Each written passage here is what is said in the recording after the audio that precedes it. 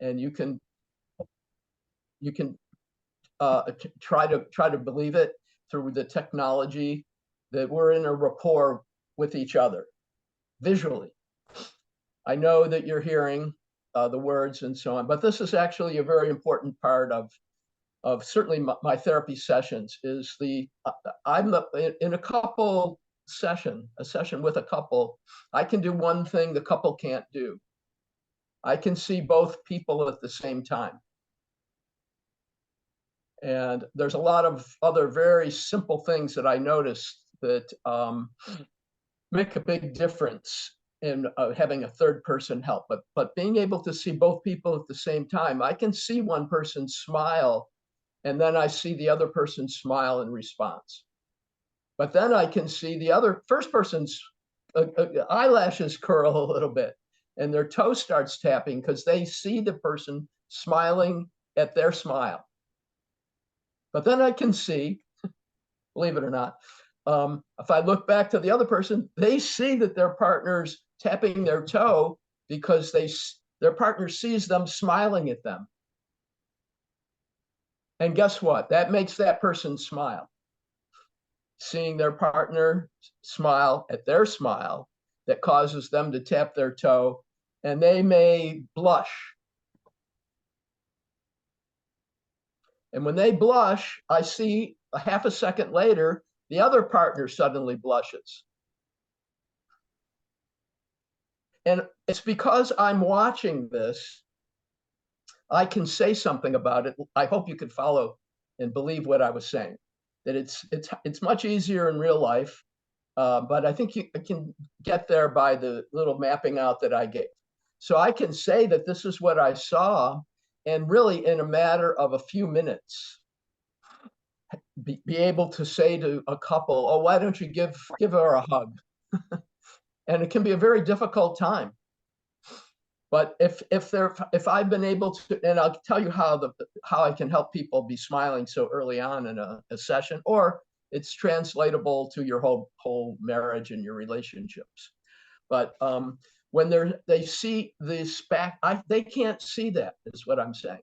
They may smile. In fact, what happens usually, someone says something nice, the other person smiles, but the speaker looks down.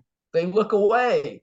They don't even notice the visual impact that the recipient of their compliment experienced. Is that, it's a little like ping pong, but I hope you're following this, a very simple aspect of what we call relationship. Person says something nice, the other person smiles, but the person who gave the compliment, I watched this, as Victoria was saying, and you can watch it in your own life.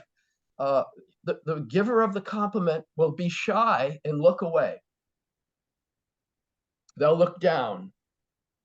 And this deprives them of the most amazing experience of seeing the impact of their compliment. Sometimes people go on and say, I don't feel heard. It's a very popular phrase. I don't feel heard. I can give a compliment. I don't know if he really saw it, but hear what I said. So if I sometimes have to say, take a look, because I can see it. And so that's just a little glimpse that I'm extrapolating from the that we have. I have your pictures across the top of my screen, and I have that little blue arrow, so I can, oh, Tatiana's here, people from all over my life. This is so really cool. And Michelle is here, who's a neighbor of mine down the road, you know. So yeah, so this is, oh, Diane is here. I've known, how long, Diane? 5 years, 7 years? A while, yeah. So this is the back and forth that I'm talking. And if you've been in these podcasts or these kind of calls, you know, if you're not interacted with, the speaker is left as this distant figure. And therapists can do this in their own way. They can remain distant. So what I'm demonstrating very briefly, you know, so much that I want to cover, is just the calling of attention to people's names and this particular way, little detail, we smile, I see you smile, something good already happened. I can't, Tatiana, where are you? Can you turn on her mic, Tatiana? California. Okay, very, Santa very Cruz good. Mountains, yeah. Very, very good. Thank you. So let me move on a little bit. There's a number of points that I wanted to connect. The only theory point that I wanted to be sure to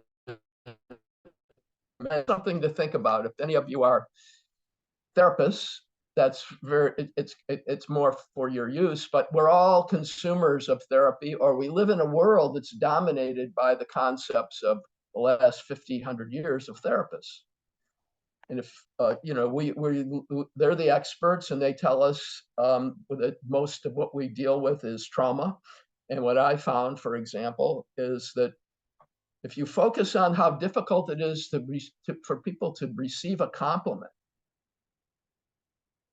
or words of appreciation, you can really improve their lives, and their trauma goes away. It's similar to the theory of acupuncture. Acupuncture doesn't really aim to treat diseases specifically. It aims to open up the energy flow to different parts of the body.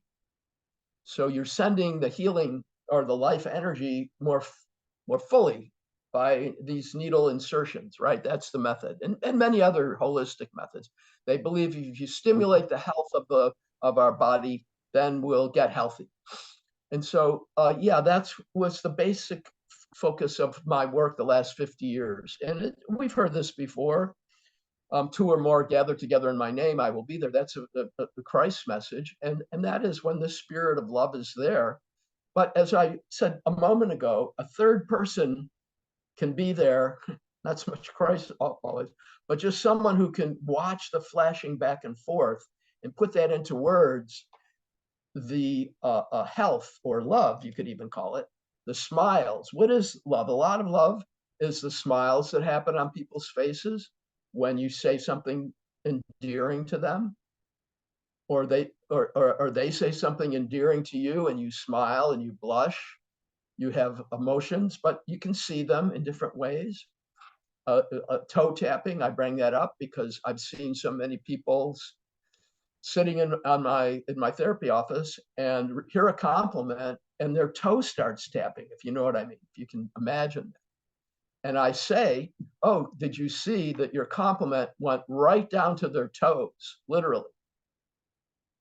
And people are shocked in a very good way to notice this fact that the toe tapping or blushing, and actually the eyelashes curl. So you can hear how much detail I know about body language, about love. None of my colleagues in 50 years were interested in this. They were much more interested in trying to medicalize the body. In other words, oh, you're hiding fear. You're tapping your toe because you want to get out of the room because you're so afraid. You wonder, this is just a fake compliment, and you're tapping your toe. You're nervous. You want to get out of here. That is the standard trained intervention about toe tapping, for example. Trauma, and it's lost. Their theory, the theory of your therapist dominates what's going to happen. So I believed when you receive a compliment, it's a good thing. That's how off the therapy world is. They're not very interested in the psychology or phenomenon of love, of romantic love, for sure. It's very, I sometimes wish that Walt Whitman, if you just raise your hand, how many of you know the name Walt Whitman? Good. Walt Whitman, those who know, for those who will know, he's probably in America, I think, the greatest poet that America ever produced. And many say he was enlightened. People who've analyzed him from a point of view of meditation, and some say he had a Kundalini awakening. He wrote about the body electric. So he wrote tremendous poems about romantic love. And I would say we'd be so much better off if Walt Whitman had been the founding father of psychotherapy instead of Dr. Freud, instead of the medical person who was by training looking for disease. Why should that be called even psychology, which the word derives from psyches, which means soul. Soul, for thousands of years, has been the repository of spiritual feelings, not ego feelings, spiritual feelings, which were really merged into the ego. Hope, longing, faith, loyalty, awe. These are very beautiful feelings that are located, generally speaking, over time, have been located in what we call the soul. The Greeks, they were probably the first psychotherapists in Western culture. And their psychology was 100% based on these emotions I just named: longing, hope, grief. But anger was it was not thought of in the same way. Anger was thought of sort of as coming from misunderstanding.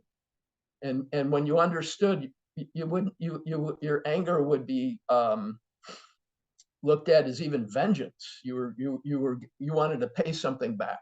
So I don't want to get too distracted, as I said, by endless theory, but just to say, I've always hoped that Walt Whitman would have been our founding father of psychotherapy. And you can read his book, Leaves of Grass, to learn more about why I say that.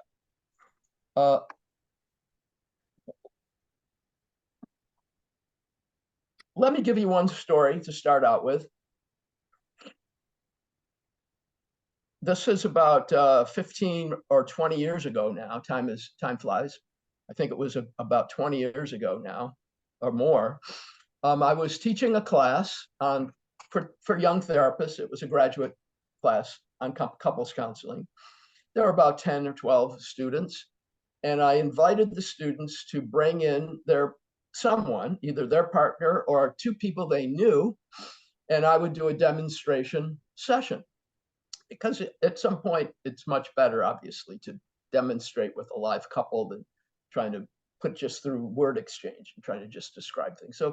So this one woman, let's call her Mary. She was probably about 50, 52 or 3. And she said she'd bring in her friend.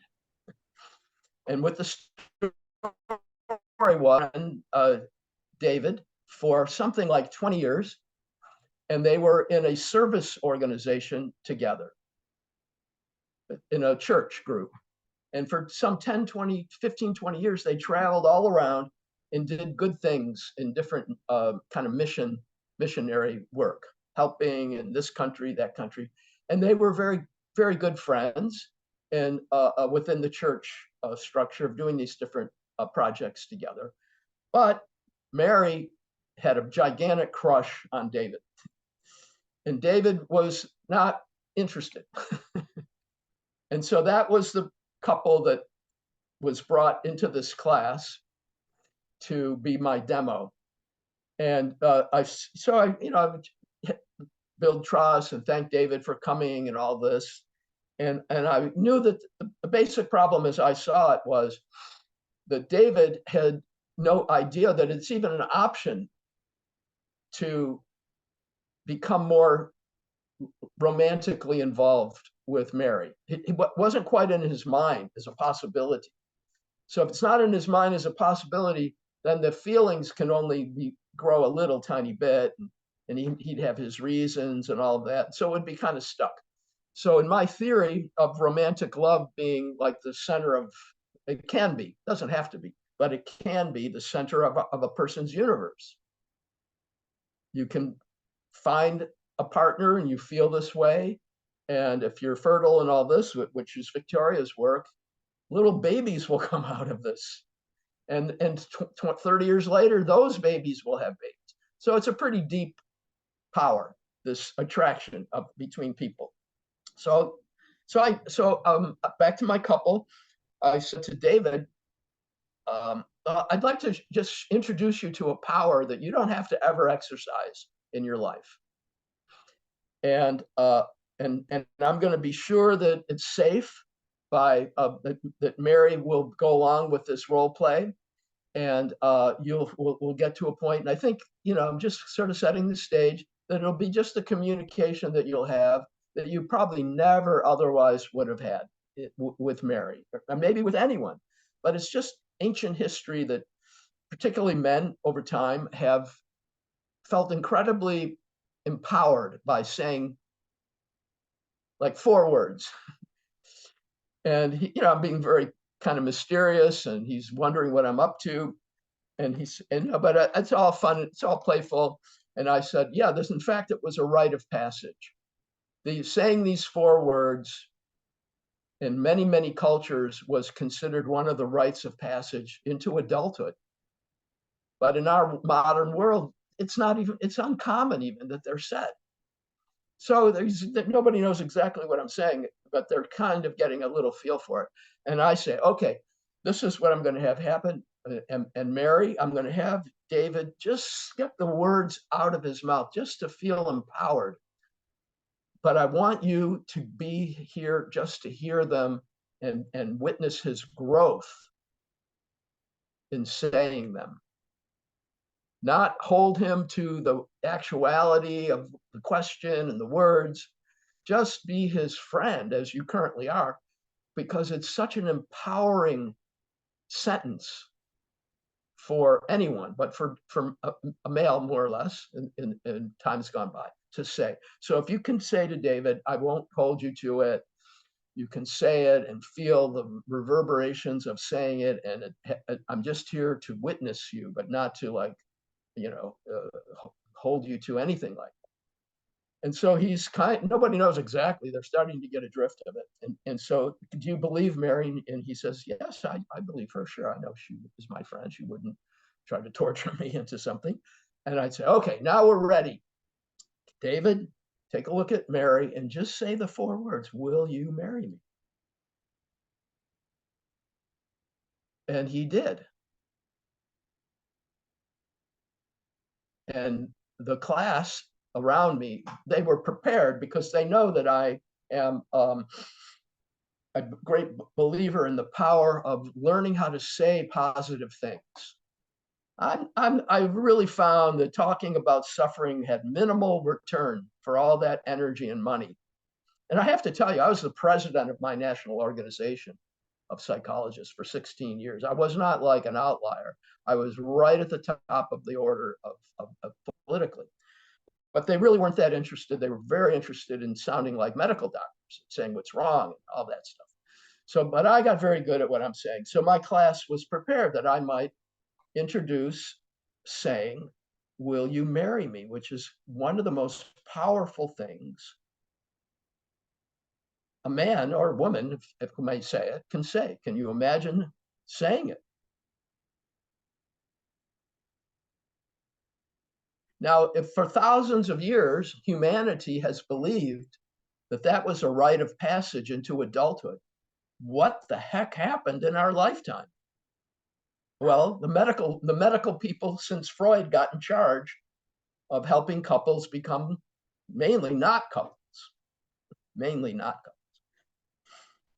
divorce rate went up immensely when therapists got involved, and for other reasons. So David says, will you marry me? He's kind of shaky. I need a 5-second break. My dog is barking. I have to let him in. I'll be right back.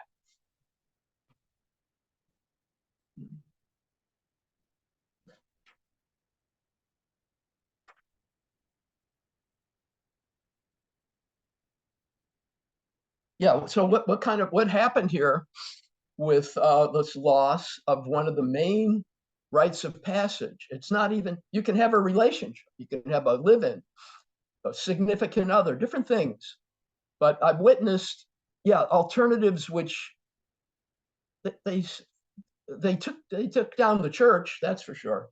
But also they took out one of the most powerful things that a man or woman can say. So David says this, Mary, who's just playing along, starts crying.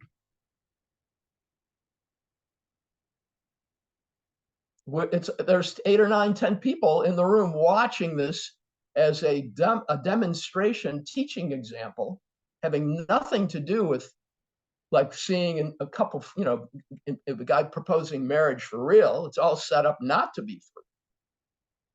She starts crying.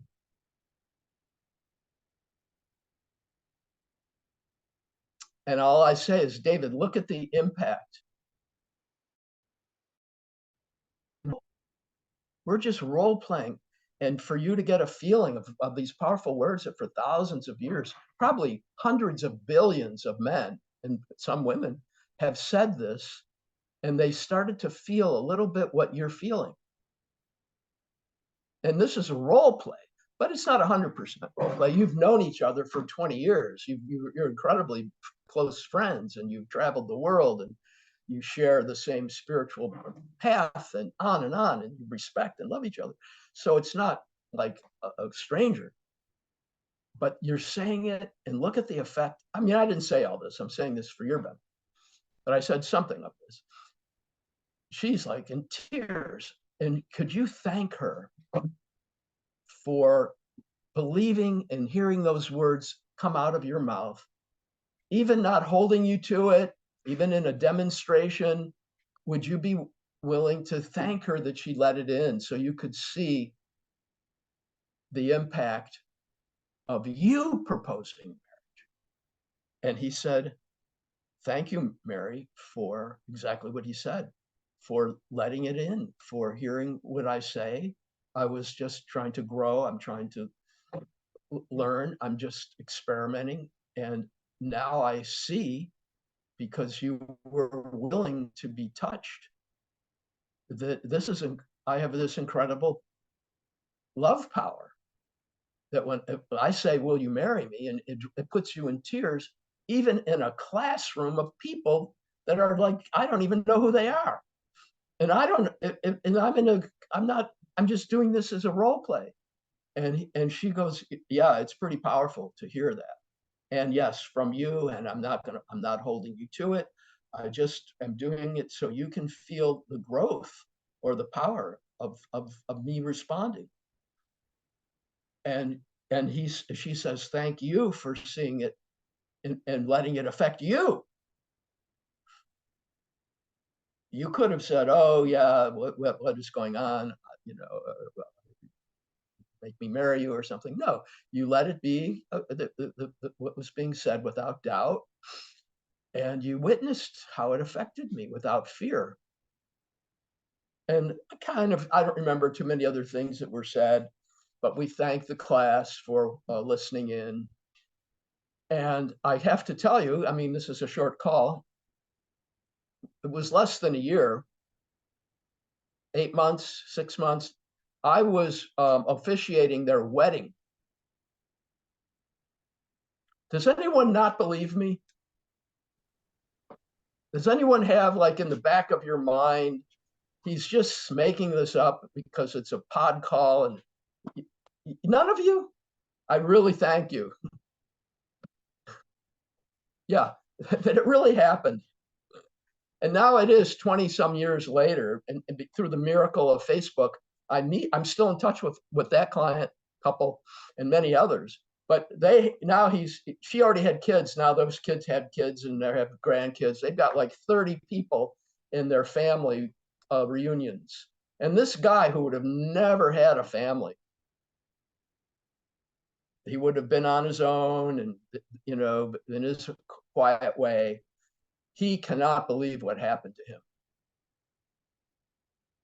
Now, as I say, I have, as Victoria was saying, I have hundreds of stories like this. This is not like an exceptional. They're all equally this exceptional. And so maybe I'll just personally share, at this point in my life, I do have sadness that I was not able to help more than a few thousand people. I think through my travels, Russia, many places, India, it probably is a few million people that somewhat learned a little bit about what I'm about. This focusing on the challenge of believing that something good happened. And you have to help it go back and forth until the people believe that it really happened. And then, yeah, meet with them. It's not a miracle only. It does what it does. After that, you have a relationship to go through life. If people agree and feel that connection, they call it. Yeah, things happen. You can go bankrupt. You can get an illness. Someone can fail to live up to their vow. There's a lot that can happen. I've dealt with all of it. I'll just give you a little glimpse, because this was more or less, let me think which one to give you. Well, let me explain this. Can you see this? Let's see.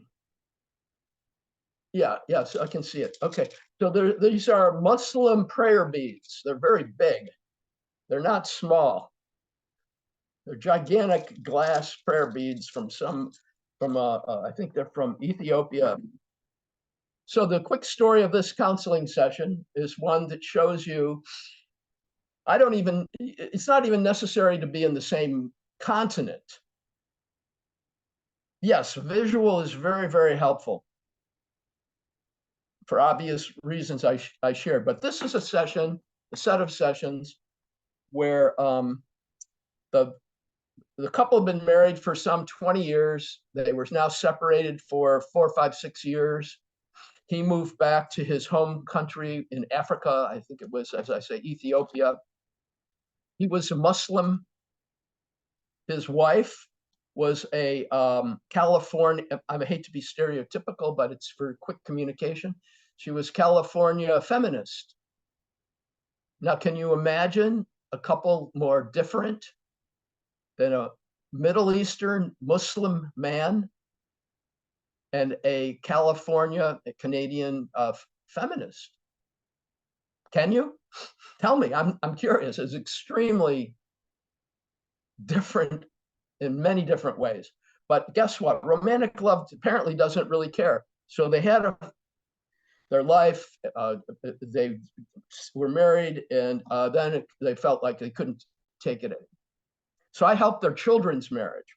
That's how I got their name. I helped their 25-year-olds marriage to such a degree. I said, well, what do you think?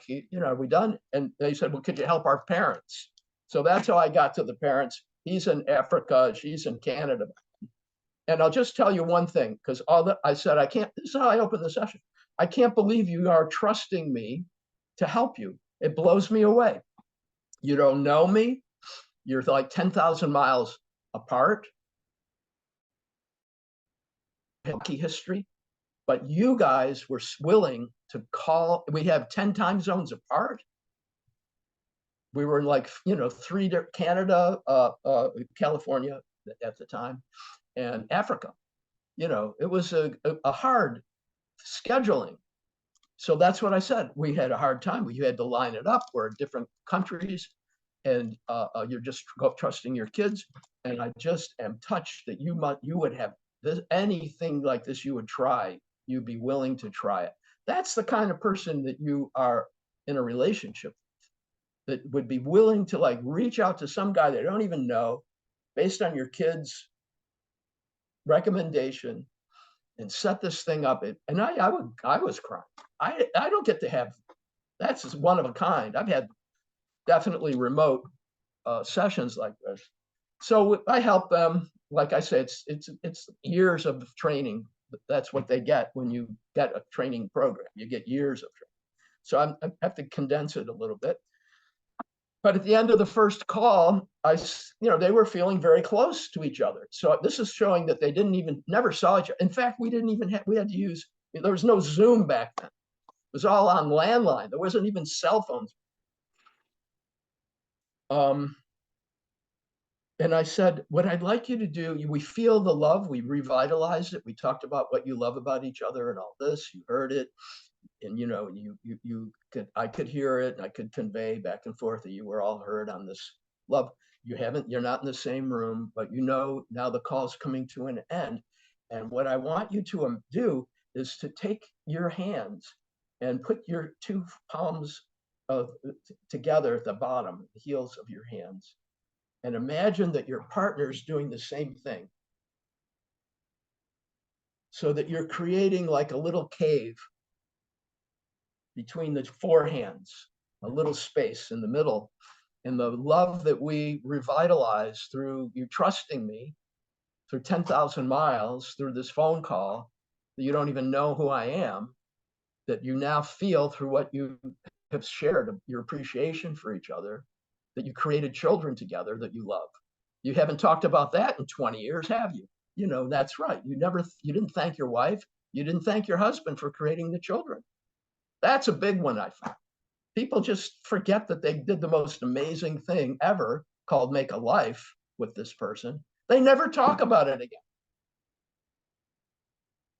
Or even happy marriages. They hardly ever, they say, thank you for co-creating this life. That's how I met Victoria. I found out she was doing something related to what I was interested in, is life and the power of love to create life. I couldn't find any. And I've been around. Only people above me got interested. The Dalai Lama got interested in me big time. And I did an immense conference on world family in India in 2008. So at the end of this session, they're believing me. That's all that was important to me. They're sheltering, they're making a cave. And I say, the love you created, let it be like a candle. And you have to protect it between now and our next call, because you'll forget it otherwise. You'll yes, but you'll think, so what? There's a million ways that you can erase what we just accomplished. You've got 20 years of bad memories and 1 hour of what we just did. And so I said, close your eyes. I'll close my eyes, close your eyes, and see that candle and see that your partner is sheltering it with you. You shelter two sides and they have their two hands, they're sheltering. And see, they want to shelter it just as much as you do. Not less. You're not doing all the work. Both of you feel that you are sheltering this candle. And if there's any breezes, you are protecting it so it stays aglow. So we went through that visual. I'd never done it before, and I'm not sure I've done it since. In 40 plus thousand hours of sessions, because sometimes things just would come to me that, you know, that they're 10,000 miles apart. I can, maybe this fits. And I know people forget after the session is over. And they talk to their friends. They talk to other therapists who all talk to them, don't go to that, what, you're reopening to that guy? You know, the very cynical world we live in about romantic love. Very few people will encourage my work. They're petrified of it. That's why I'm so behind Victoria. She's trying to change the world about babies. You know, it should be changed.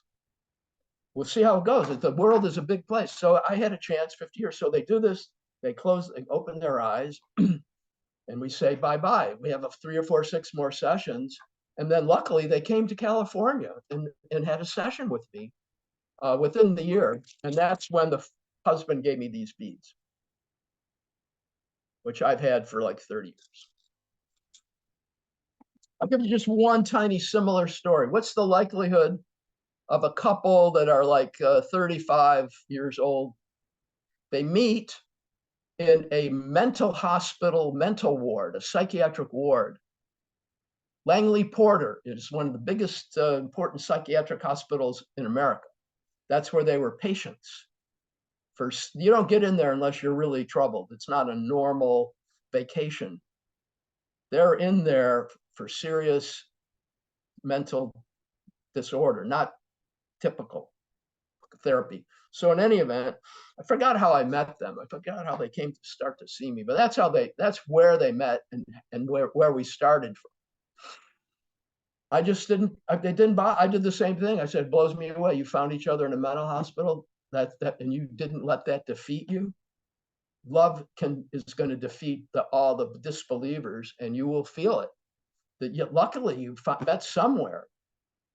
I did therapy with them for about 3 years, helping them become step parents for his son. She finished her medical training. She was in the medical profession, on and on and on. I still can't. Does anyone doubt that that case actually happened the way I described it? Nobody doubts me. I'm with friends. But I can tell you, if it's in the world of marriage counseling, those kind of things cannot happen. You help them to separate and work on their mental health. They're not going to be capable of a relationship. Relationship can't possibly help because they don't, my colleagues didn't know, how could it help? We look at the blush, if they was giving them a compliment or no one to compliment or receive their compliment. And then let me give you now a kind of a summary. For your personal use, one skill that I can boil down easily, it's a big topic. It's like, I don't know, computer science or some topic. It's got a lot of parts to it to learn about how to make a lifelong love happen. But this is the core that I can easily pass on people in a short amount of time. What can I pass on? Is to get good at observing your partner in such a way that you can give a 10 to 20-minute compliment to that person every day or every couple of days, every week. But you can go on and on about them because you have observed many simple things. Oh, they brought you coffee in bed.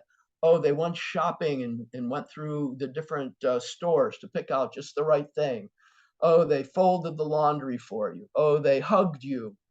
Oh, you went away 5 years ago. That's also true. You can bring up memories that are 20 years old. Oh, I remember the first time we made love, like, 30, 20, 10 years ago. I could still brings tears to my eyes. And you can repeat some of these. I say it's not information, it's food. You can repeat the same moment of beauty a million times. You can repeat it endlessly, and you will discover that it doesn't get worse because you've said it so many times. That is called enlightenment. Enlightenment is when your consciousness is bigger than the ordinary world.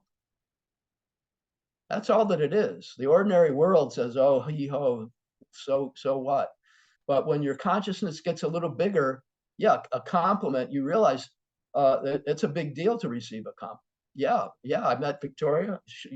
Her introduction to me is amazing for me. As I've said to you, Victoria, many times, you're helping the last decades of my life to go way better than I thought. Because I didn't know I would meet someone who believed in life, the deep depth to which you believe in it. So I could be on this, ultimately, this Zoom call, many other things. It's a bigger consequence than you might guess. Because, yeah, people I'll be 75 in a few months. People in my age group, they get ready to leave. They figure they've done it and they're ready to go. Not that they're ready, but there's no space for them. And in my case, I've had many firsts in my life. I built the first large green project in California, if not the United States. And I'm a therapist. $34 million project called Green City Loves. And that nobody believed we could do that. So I made no money on it, just to tell you the funny part of it. I taught the first person to teach meditation in a lockup in 1976. I don't know, nobody's putting that in their history books that, other people who did it in 2000 are saying they did. So I've really, I've learned, and you should all learn this. If you're doing pioneering work in any area, it's very unlikely that you will be recognized. So this simple invitation changes my whole life to be appreciated and give me a chance to share what I know. So what I will do, which is the real core, is get good at observing your person, your partner, so you can give 20-minute admirations in great detail. And that's how you make it last 20 minutes, is you notice the look on their face, remember what they wore, what time it was, how much they had to deal with to spend the money or the time or whatever it is of daily life. You know it. So when you say thanks for getting the groceries this week, that becomes a 20-minute compliment. Thanks for going through traffic. I know you get the stuff that I particularly like, the organic version. And I think you had to go to 2 stores because you couldn't find it. Do you know how many people live with someone giving them that degree of reflection? I don't think it's even a millionth of a percent. My clients, hopefully they all do it because that's what I told them was the big secret of life. Get good at this. And then the other person is like, can't believe somebody cares about them that much and can say all of that. And they reciprocate. So both people are in the receiving and the giving side of this. And believe me, this is like still 1/100th of 1%, but it's a pretty good one. That's why I want to close with it, to say, yeah, if you do this alone, you will get in, your consciousness will get trained to become enlightened. And you can take on more and more horrible things, because most of my work was not this, enjoyable. I had work with suicide, homicidal people I had to deal with.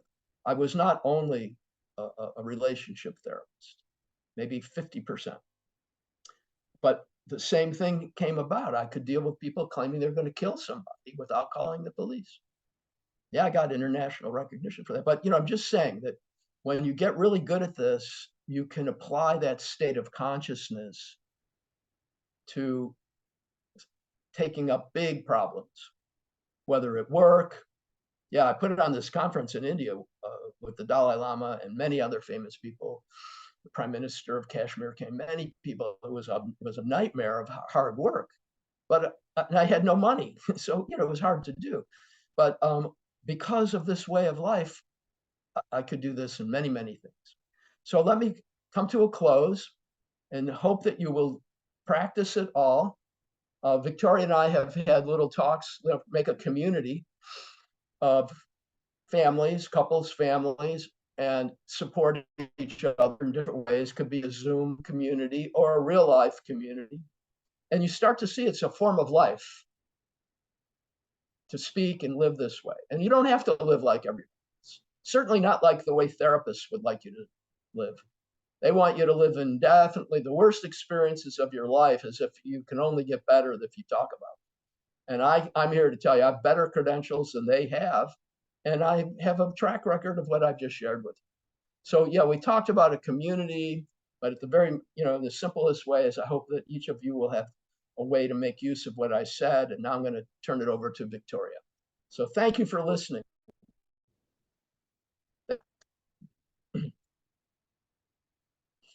Oh, wow. Just for the quality of the sound, Zoe, would you mind muting Stuart? Ah.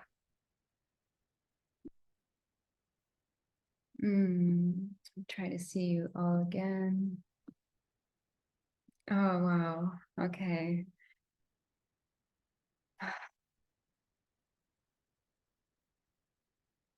Yeah. Thank you so much, Stuart. Thank you. Thank you so much, Stuart. If I begin to say my thank you, it will be much longer than 20 minutes.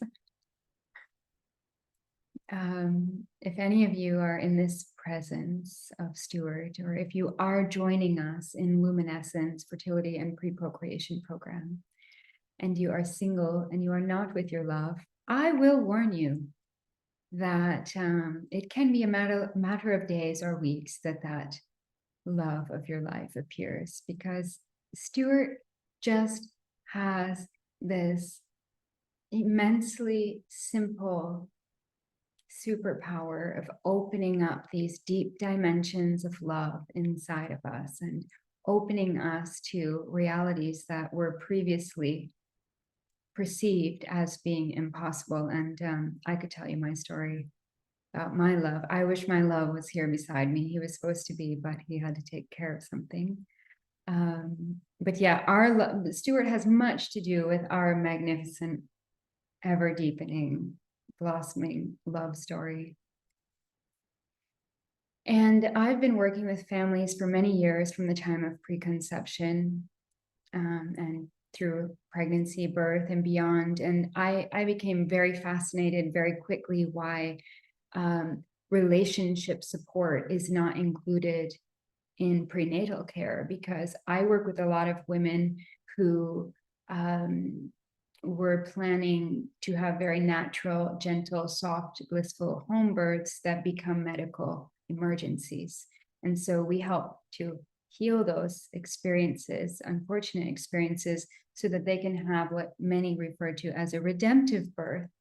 And in my discovery of working with a lot of people who have been through that kind of scenario, I discovered, oh yeah, there is something off in the relationship. And all of that energy and information is in the room at the time of birth, and it's an intelligence. That baby needs this couple to come into complete harmony. We need to be on the same team, on the same page, because there's going to be way bigger challenges than birth that arise in the decades that they'll spend parenting. And so, yeah, well, there's so much that I could say on that, but I have poured my entire life into this year, but you know, it's really been a 10-year gestation into the creation of what I believe is truly a revolutionary fertility and pre-procreation program. And when I met Stuart, I realized that he, among others, have really dedicated their entire lives to make what I'm now creating actually a possibility. They've set the groundwork. And I really encourage you to, we'll put the links here. Zoe, if you could put the link to Stuart's website, because his publications are just outstanding and really blew my mind. And if I wasn't introduced to Stuart, I would have been digging to find this man. Because he really mirrored me at such a high level in terms of what my understanding was around fertility. It is not an aspect of our health. It really is who we are. It's who we are. It's the primordial wisdom that spiraled us all into being. Embryology has done an amazing job at trying to explain it and so on and so on. But really, it's the mystery that is why we're all here. It's magic. And it's sad that the magic has been taken out of conception and pregnancy and birth. But it's my mission and Stuart's mission, and I think we're doing it in small ways, to reignite the magic, because the magic is the fertility. So I'm going to just spend 2.5 minutes showing you guys about what I've created. It's impossible to really convey the value because we have 7 other facilitators who are roughly at the same caliber as Stuart. But let me see if I can share my screen. Oh, I made you the host, Zoe. Could you let me to share the screen? And so if you already have a family, I think you can now.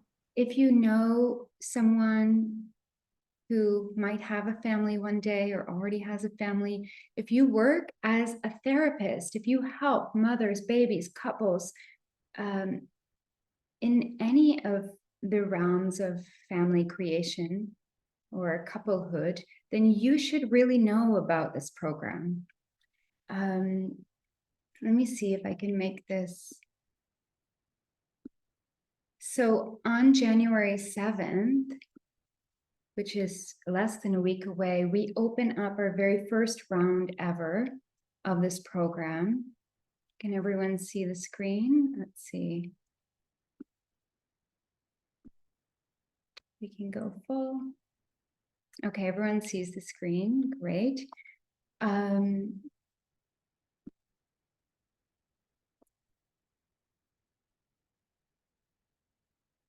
Yeah, so it is a journey of transformation and empowerment. It doesn't matter if you are considering assisted reproductive technology, if you somehow believe that you are infertile, I won't believe you, but you might believe that you are.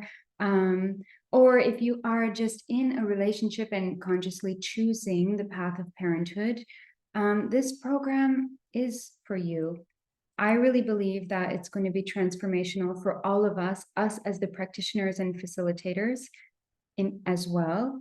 And we are all going to be profoundly changed. We're going to come out different. Yeah, it's not just a program. It's a new dawn in fertility and preconception care. I've been doing prenatal work a long time, and I've spoken to and interviewed a lot of the most amazing pioneers in pre and perinatal psychology and preconception consciousness, etc. And they all say, oh yeah, this is what we couldn't get to, but it's probably the most important part. It's the preconception period. It informs the whole thing, the conception, the pregnancy, the birth, and the whole lifetime that follows. So this is a 13-week live cohort. It's for anyone, and it ignites our natural fertility. And it's really, I designed this really carefully to give you the best of both worlds. Everyone says, why didn't you do it pre-recorded and delivered in 2 days? I wasn't willing to compromise the quality of the live interactive experience, both with these amazing facilitators and each other as a community. What we're really doing is rebirthing family culture. Though it's in person and live, it has a very minimal time commitment. So you have a class a week over a 13-week period. It's considered to be trimester 0. All of our facilitators have between 20 and a lot of them have over 50 years of experience in their fields. And I wish I would say like I'm kidding, but I'm not. It's probably far greater than a $13,000 value. A lot of these facilitators are not accessible outside of this program. I'm going to introduce the facilitators in just a second, but I already mentioned Stuart came out of retirement to contribute to this program. Others, you would need to fly across to another continent to get to them because they do not teach remotely. And they're real pioneers in their fields. So yeah, who's with us? I think the next one. Yeah, so here are our facilitators. There's myself and Stuart. We have Kate Birch. Kate Birch she's a legend. She was the first to bring homeoprophylaxis, which is homeopathic immunization, to the United States in 2008, and she's authored several books on homeopathy. She's incredible. I believe she's one of the most important keys of this program. Poppy Burr is a medical herbalist and hormone specialist. You can see a masterclass of her on our website. Just to get a feel. She's absolutely incredible. Anne Diamond Weinstein is a very esteemed scholar. She's published by Norton, and she wrote one of the most influential books on preconception health, and it's called Parents' Lived Experiences: How Early Events, Beginning from the Time of Preconception, Shape Our Psychophysiology. She's going to do a very important piece on grief and loss and how those parts of our history inform our present experience with conception and family creation.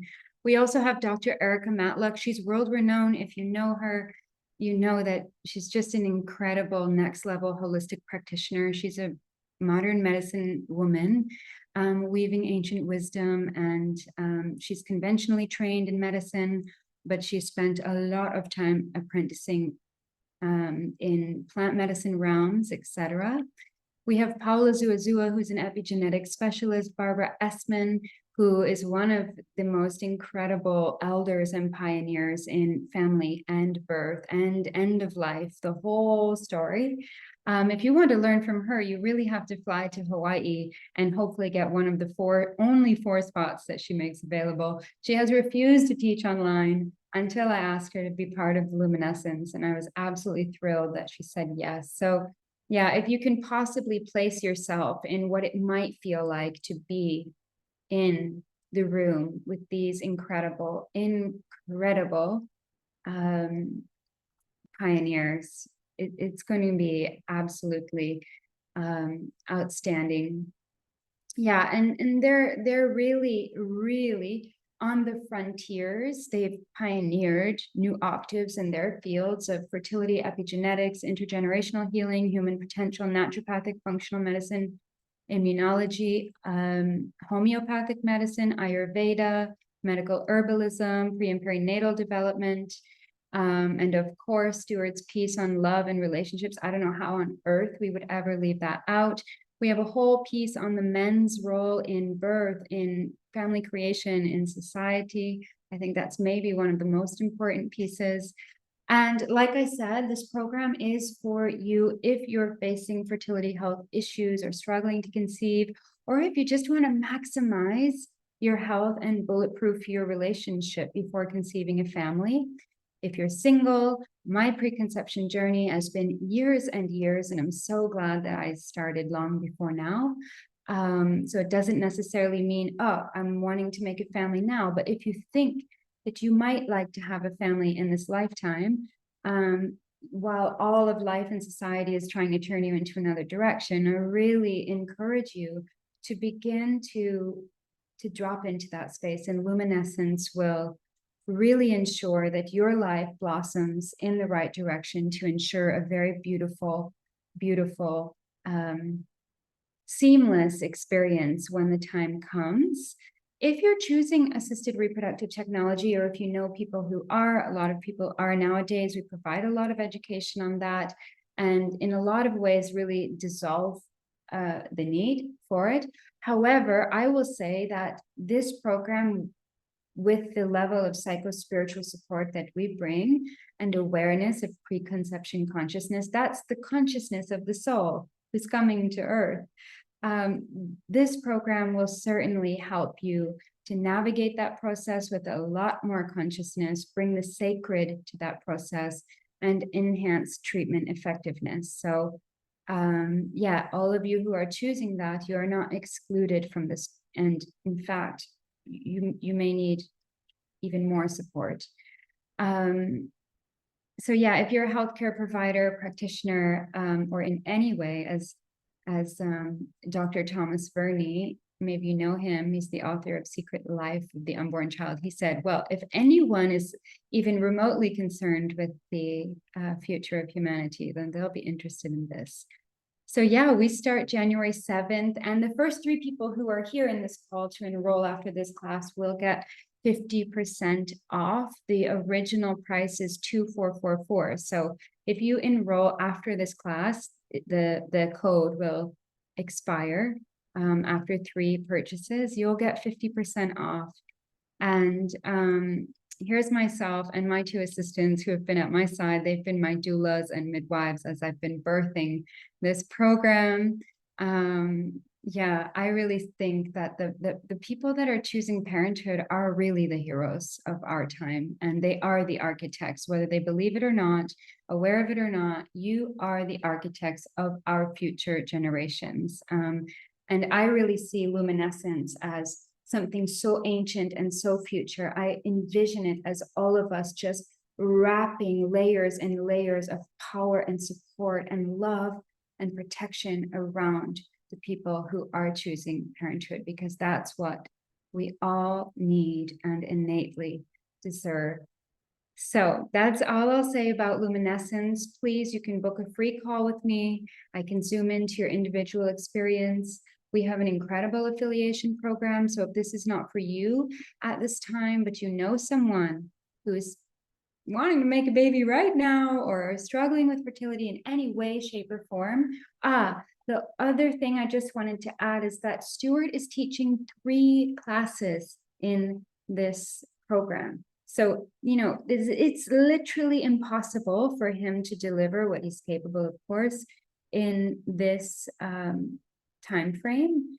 But he's teaching 3 classes in luminescence, and those classes are, one is titled Choosing. Yeah, you can't just manifest, guys. You actually have to choose it, or you get to choose it and you get to say yes to it. This path is a lot about saying yes. So choosing family, embodied fertility, consciousness, and relationship, which is essentially what he's just been touching on. procreation and coentheogenesis, the awe of fertile eros and complete maturation. If you could upload this picture in the chat, Zoe, and also put the links for everyone. The third class that he'll be teaching, he's teaching one class per month, and the program is 3 months. It's a trimester, trimester 0. And the third one, maybe, can't put one most important. However, this one's pretty important.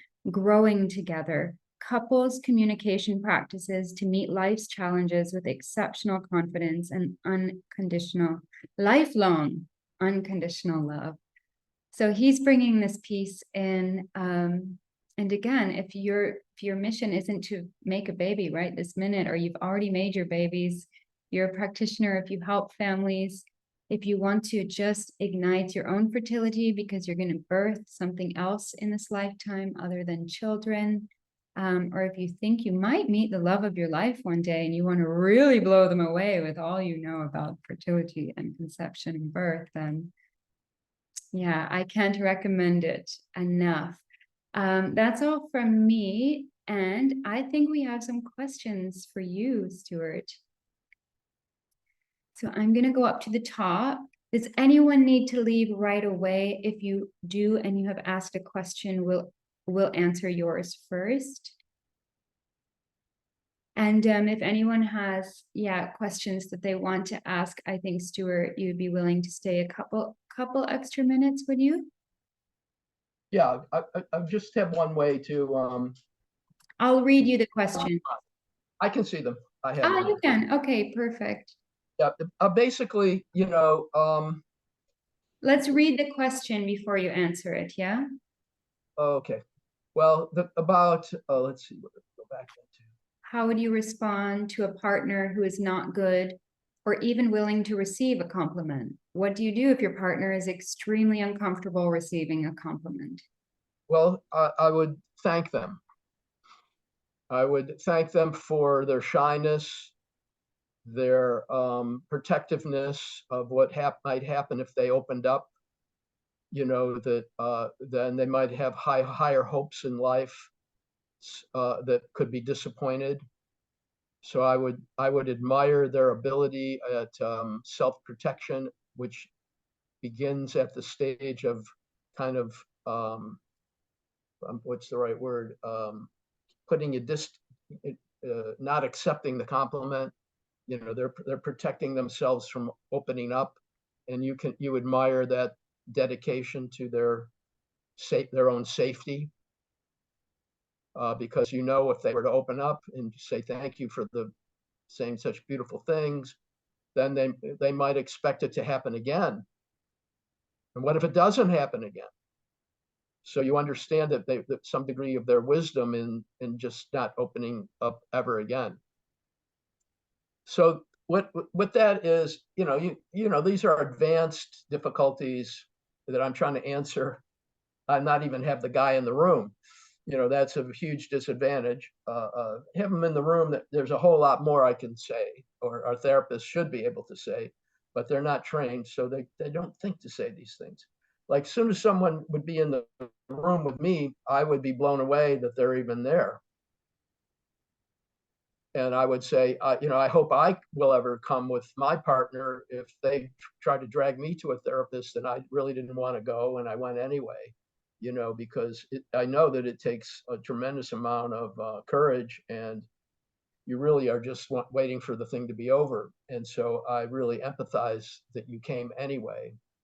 And I would say, take a look at your wife right now. I can tell you one thing: she will never forget that you came. She'll go to her grave remembering that you at least tried and came, and she will never be able to forget that you came. And she knows way more than I do why you didn't want to come. You said you weren't going to come. You weren't going to. Now you're here. She's never going to forget that, and she will. And I'll ask her to, circle that day on the calendar for the rest of her life. That this is the day that Larry came to the session against his any hope, and I'm going to, like with that candle. Remember, I'm going to shelter that day as a breakthrough, and I'm not going to need any more for the rest of my life. If he never, Larry, is unable to, or I don't need any more, because I'm going to worship that breakthrough that he had without ever asking any more of him. Mm. And so these are advanced techniques that it's hard to convey. It's like a 3-year training. So what that does is it creates a huge backlog for the other person that highlights how little they're willing to give. But it disguises it as a compliment. That is also true. People who don't receive compliments don't want to get their hopes up. Mm-hmm. Because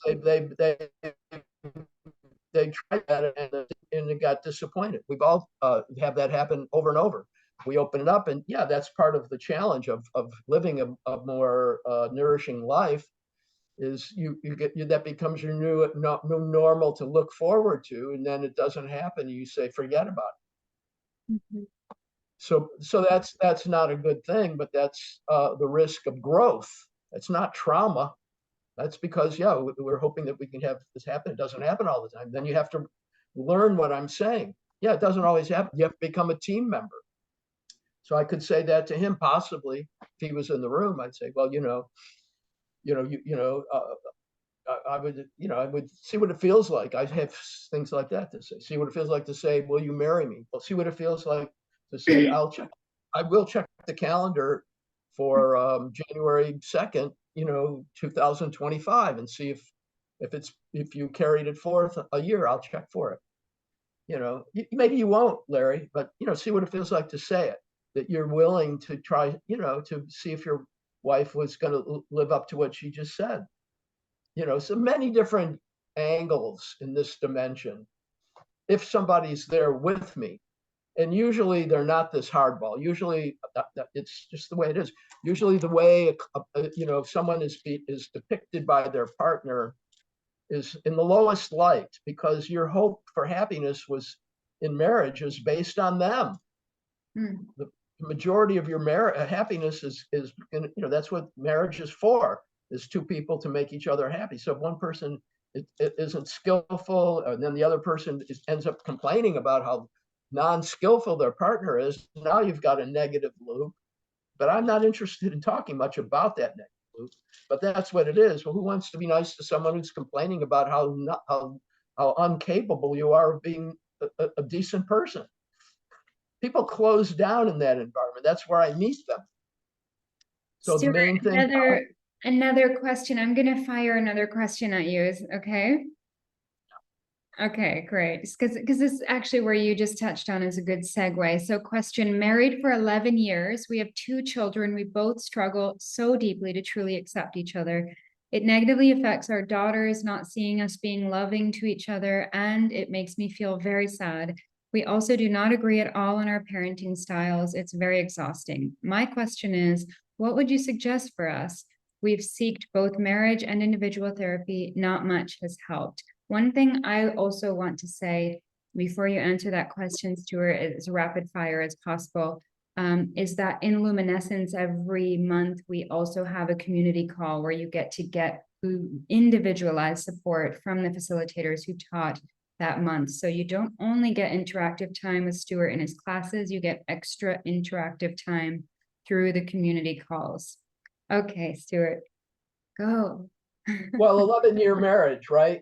That's not just an identifying characteristic. That's could be a third or a quarter of your life, depending how old you are. So that's the first thing that I would say. Is the statement is she doesn't see us being loving to each other. Is she could have been shuffled back and forth on weekends to see one mom and then the dad and go to different school. And the parents are driving the child back and forth, and there's no money for college because the money got spent on lawyers. So this is the background that people should compare their 11-year marriage with a divorced situation. And lawyers, of course, make their living by having divorces, so they are not going to tell you the very complicated research I shouldn't even say it that way. I should say the research, it's not even controversial. That's the word I was looking for. The kids don't do better, and particularly my kids, because the marriage therapies that I deal with, which have like protracted periods where people say that the children aren't seeing love. Yeah, I would bring the child in. I would say, I'm going to tell you something. How, the daughter, whoever it is, the child is, daughters, they can't be but 8 or 9, 10 years old or something. I'd say, I'm going to tell you something. When you have your first boyfriend, you're going to really admire your parents for staying together for 11 years. It's going to bring tears to your eyes, because one thing they did not do is they did not break their vow. They did not put you in a position of a broken home where your odds go up immensely to turn to addictive drugs and many horrible things. Your odds go way up.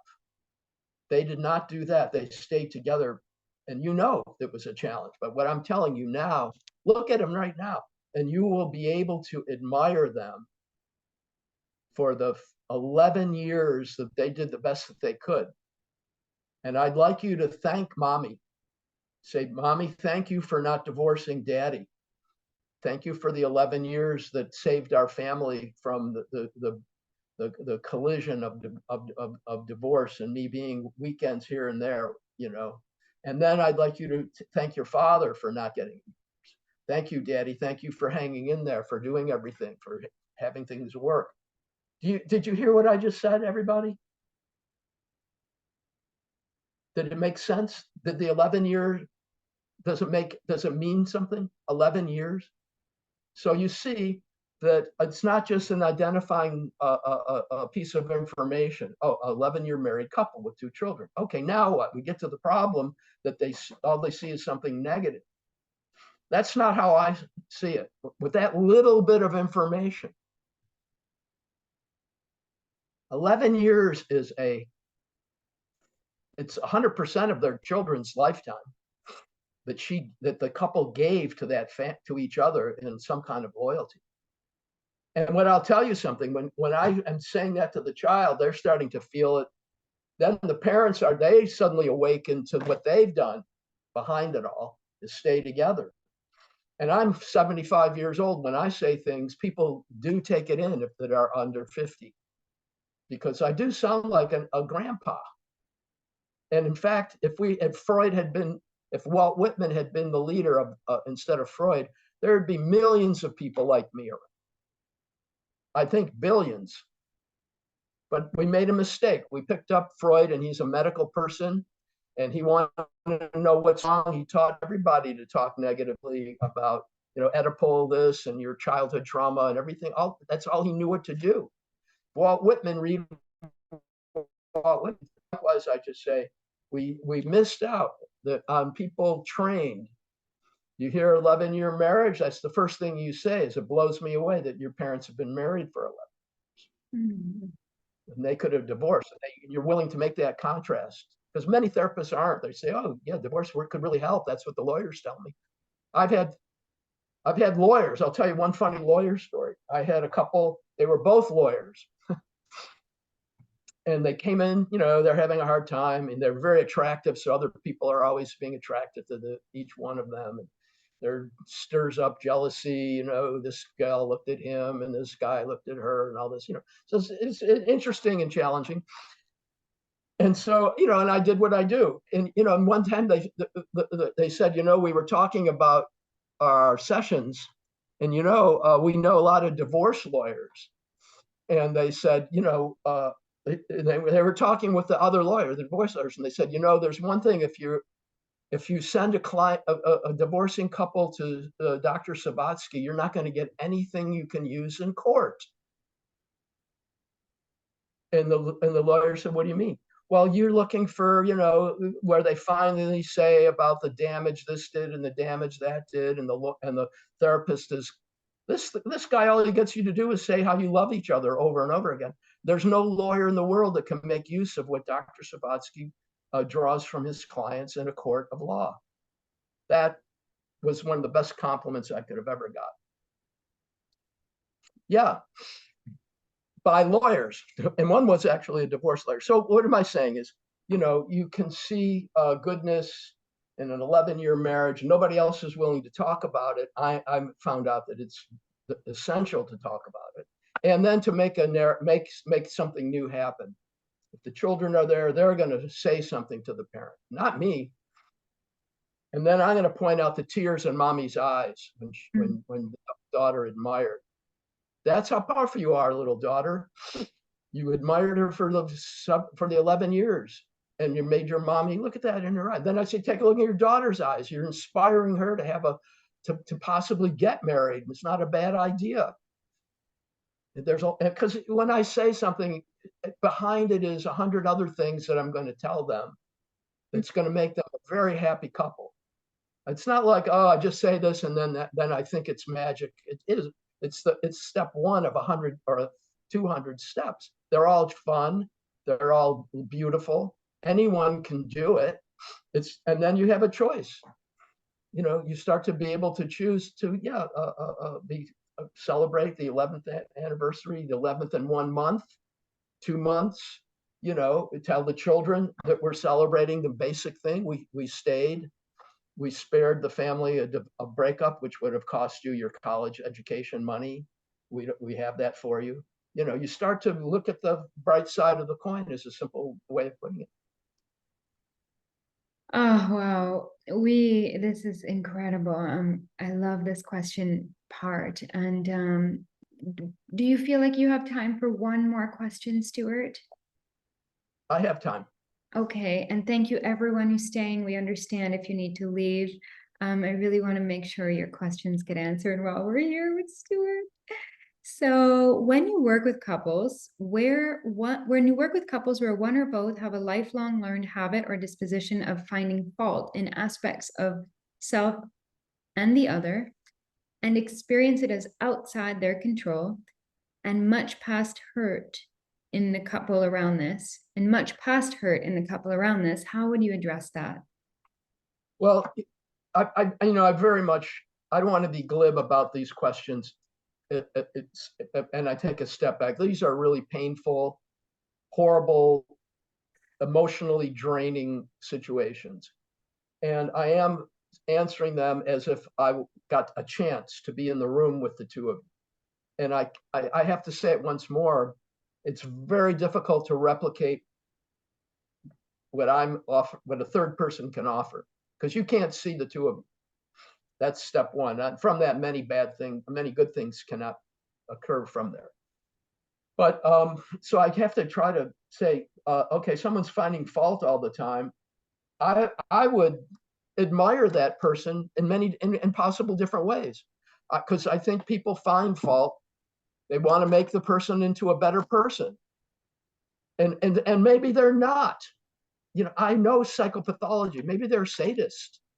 That means people commonly get into enjoying inflicting pain on each other, and they enjoy the pain of complaining. There's a whole dark side that is like a graduate level answer to this question. But the a basic answer that I can try to, in a little Zoom call, just like saying, well, how would you do brain surgery?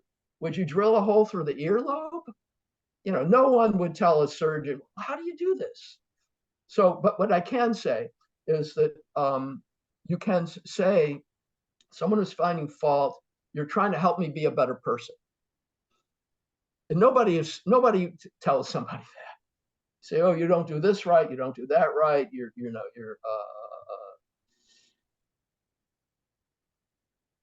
and they say, wow, you are really dedicated to making people better by pointing out what's wrong, and you're relentless. You are 100% committed to that.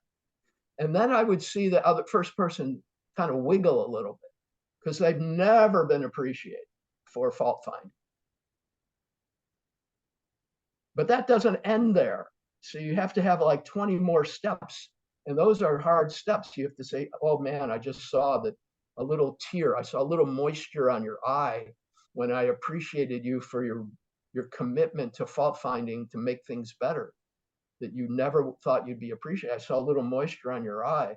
I saw you bite your lip a little bit Like, wow, you were touched. You thought you would be lonely the whole of your life because people back away from you when you fall.